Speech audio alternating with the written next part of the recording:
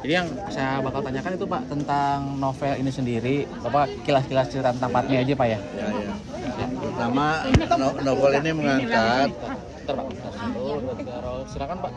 Novel Padmi mengangkat tema yang belum banyak dibicarakan oleh para novelis kita. Kalaupun dibicarakan itu tidak begitu mendalam. Padmi pertama mengangkat persoalan cinta terlarang. Itu tema klasik yang di seluruh dunia selalu muncul. Ya, dan selalu menciptakan inspirasi lain. Sonejaki Shinju misalnya, itu cinta terlarang yang kemudian karena kematiannya itu di satu bukit, maka bukit itu setiap tahun selalu diperingati. Ya, itu cinta terlarang. Begitu juga misalnya cerita Siti Nurbaya, itu meskipun tidak kelihatan sebagai cinta terlarang, tapi ada jembatan Siti Nurbaya di Padang yang kemudian menjadi salah satu tempat wisata. Nah, jadi dilihat dari aspek itu, novel Padmi itu potensial sebagai karya yang bisa dialihwahanakan, entah untuk film, entah untuk sinetron, untuk yang lain-lain. Kemudian yang kedua, tema batik. Tema batik itu hampir tidak banyak dibicarakan oleh novelis-novelis kita. Padahal itu satu kekayaan yang luar biasa dan itu kan sudah diakui oleh UNESCO sebagai warisan budaya tak benda. Nah, ini salah satu kekayaan budaya kita yang sudah diakui dunia. Nah, kemudian soal tari kita itu luar biasa kayanya. Yang ditulis, yang diungkapkan oleh Bu Halimah dalam novel Padmi itu baru satu aspek, yaitu tari Jawa. Itu pun hanya beberapa saja. Padahal tari kita itu luar biasa banyaknya di berbagai daerah. Oleh karena itu kalau sastrawan kita coba mengangkat masalah itu akan menjadi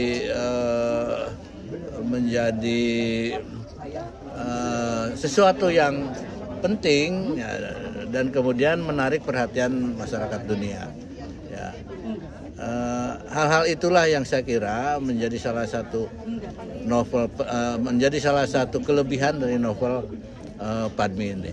Bahwa di sana sini ada kekurangan, ada salah cetak dan sebagainya, saya kira itu sesuatu yang wajar saja ya. Karena tidak ada satu karya yang sempurna. Tapi tema-tema yang diangkat, masalah-masalah yang diangkat dalam novel Padmi ini potensial menjadi sesuatu yang penting, yang bisa dialihwahanakan, bisa diproduksi dalam karya seni yang lain. Saya kira itu kelebihan dari novel Padmi itu. Terus harapan Bapak untuk kedepannya novel Padmi ini ada part kedua atau akan dibuat film gitu Pak? Ya, terlepas dari persoalan itu, tentu saja untuk film, untuk beberapa peristiwa yang digambarkan dalam Padmi itu cukup filmis. Sehingga kalau itu dijadikan film itu menjadi sesuatu yang menarik. Misalnya ciuman antara tokoh X dan si laki-laki tertentu dengan Padmi, ya, tentu saja di dalam filmnya tidak perlu harus digambarkan adegan itu. Tapi misalnya digambarkan dengan adegan ombak atau angin atau segala macam secara simbolik. Nah, dan beberapa peristiwa yang ada di dalam novel Padmi itu sebetulnya bisa diungkapkan di dalam film secara simbolik. Saya kira itu. Terima kasih banyak Pak. Oke. Itu yang mau tanya lagi silakan. Maaf. Ada yang mau Pertanyaan. Tadi kalau tadi Pak, mohon maaf sebelumnya, tapi ada kekurangan nggak sih Pak, maksudnya dari dalam film dalam buku Padma ini, apakah ada kekurangan yang masih bisa diperbaiki lagi atau dalam penulisannya gitu Pak? Iya, ini yang tidak diungkapkan banyak tadi. Sebetulnya ada beberapa hal yang perlu diperhatikan oleh pengarangnya, soal logika, soal perpindahan antara waktu Solo, latar di Solo dan waktu latar di Pangrango. Kemudian pilihan Pangrango itu kenapa? Itu nggak ada alasannya. Nah, hal-hal seperti itu jangan sampai diabaikan. Jadi ketika kita menampilkan satu latar tertentu, kan harus ada alasannya. Ya, ini pokoknya Pangrango aja. Nah, itu yang jadi persoalan. Ya kan? Kenapa Pangrango? Emang di Solo nggak ada gunung? Ya kan? Meskipun dia alasannya menghindar dari Gunung Merapi ya. Tapi di sekitar situ kan masih banyak. Ya. Kemudian tadi soal tari Budoyo Ketawang ini memang deskripsinya beberapa itu cukup meyakinkan. Tapi kemudian pertemuan di Laut Pantai Selatan ya, karena tari Budoyo itu konon ada kaitannya dengan legenda Nyi Roro Kidul. Nah, juga tidak melalui proses yang penekanannya ada hubungan sebab akibat. Pokoknya datang begitu saja. Nah, hal-hal itu yang saya kira agak diabaikan oleh pengarang. Termasuk di dalamnya soal editor. Itu banyak sekali kalimat yang bermasalah. Banyak sekali salah ketik ya. Ejaan dan sebagainya. Nah, seperti kata hal mana itu bukan bahasa Indonesia yang baik gitu ya. Yang kayak gitu. Nah, memang itu bukan tugasnya pengarang, tapi tugas editor membersihkan semua itu. Dan Balai Pustaka kelihatannya kurang maksimal memanfaatkan tugas dia sebagai editor yang baik. Itu kekurangannya. Ada yang mau ditanyakan lagi? Paling ini sih Pak, keunikan dari buku ini supaya bisa dibandingkan dengan novel-novel lain yang bertema sama buku ini.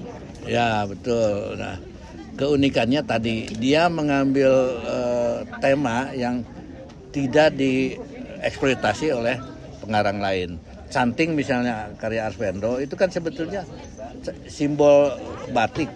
Tapi yang diangkat oleh Arswendo adalah kehidupan sosial, hubungan antara suami istri, hubungan dengan keluarga.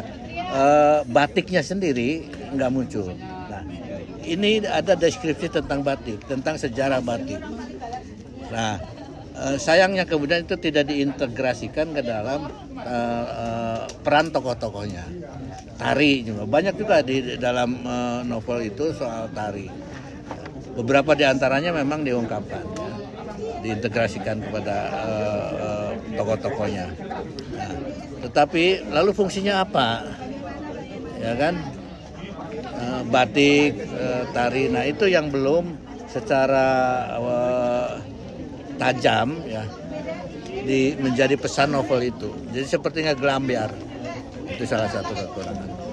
Saya mau bertanya Pak, bagaimana seorang seniman mempertahankan sebuah karya ciptanya dari perkembangan zaman atau budaya luar lain Pak yang masuk ke Indonesia Pak? Ya, memang ada pertanggungjawaban estetik bagi sastrawan. Karena itu ketika dia menulis novel tertentu atau menulis karya tertentu, dia harus punya sadar bahwa saya nulis apa, model estetikanya bagaimana. Jangan sekadar nulis saja atau jangan sekadar beda. Nah, beberapa pengarang kita cenderung abai pada itu. Karena itu kalau misalnya Anda menulis novel, menulis puisi, harus sadar juga puisi ini keindahannya di mana yang ingin saya sampaikan itu. Apakah di tema, apakah di gaya bahasa atau di stilistika dan seterusnya. Nah, pertanggungjawabannya apa si seniman? Ya itu tadi, estetika karya yang disampaikan kepada masyarakat itu, pertanggungjawaban estetiknya apa? Nah, Bu Halimah memang tidak boleh saja dia menyampaikan apapun ya tentang modal estetikanya itu. Dan kita bisa melihat bahwa sebetulnya novel Padmi itu ingin mengangkat persoalan peninggalan budaya leluhur yang penting, yaitu batik, tari, dan kehidupan keraton. Dan kehidupan keraton yang saya kira belum dieksploitasi juga oleh Ibu Halimah itu. Padahal menarik itu. Ya, saya kira itu. pesan untuk editor dan para penulis di Indonesia itu apa Pak? Yang pertama editor, belajar bahasa Indonesia yang benar lah. Ya. Iya, karena itu tanggung jawab moral dia. Ngapain itu? Dan di belakang itu kan ada balai pustaka, nama besar. Pertahankan nama besar itu dengan kualitas yang juga baik. Jangan asal terbit aja. Gitu loh. Nah, karena itu ya editor itu harus bermata elang, dia harus cermat, harus memperbaiki kalimat dan sebagainya. Kalau tidak ada ahlinya, kan banyak ada tokoh-tokoh di Fakultas Sastra yang ahli tentang itu. Serahkan kepada mereka.